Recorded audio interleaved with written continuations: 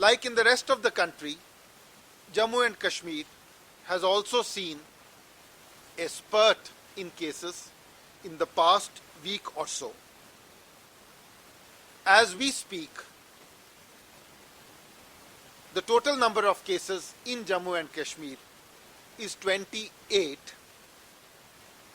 The number of active cases is 25, of which 21 are in Kashmir division and 4 are in Jammu division. Our teams have been consistently and aggressively trying to trace out every single contact and test them. This will cause some inconvenience, and this is where we need your support, cooperation and understanding. Tracing out every single contact is of critical importance in breaking the chain of transmission. For instance, of the 28 cases that I just mentioned, we have found that 11 of the positive cases in Kashmir could be traced to a single religious congregation.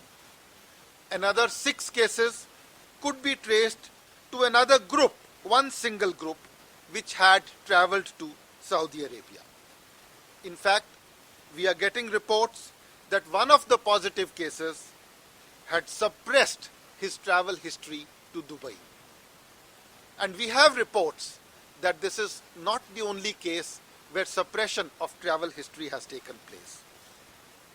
Any kind of hiding of travel history, especially overseas travel history, can be extremely dangerous, first for the family, then for the neighborhood, and finally for the community as a whole. We now have an administrative quarantine facility of over 35,000 beds in Jammu and Kashmir. These include over 6,500 beds in Jammu, over 10,000 beds in Srinagar, and at least 1,000 beds in each individual districts, spread over a large number of locations. As we had indicated to you earlier, we have earmarked 11 hospitals, 8 in Kashmir division, 3 in Jammu division, and earmarked them as exclusive COVID hospitals. We now have, as a result, 2,400 earmarked treatment beds, 1,300 of which are in Kashmir and 1,100 are in Jammu, earmarked exclusively for COVID treatment. We are planning to upgrade our capacity to include 1,000 more quarantine beds.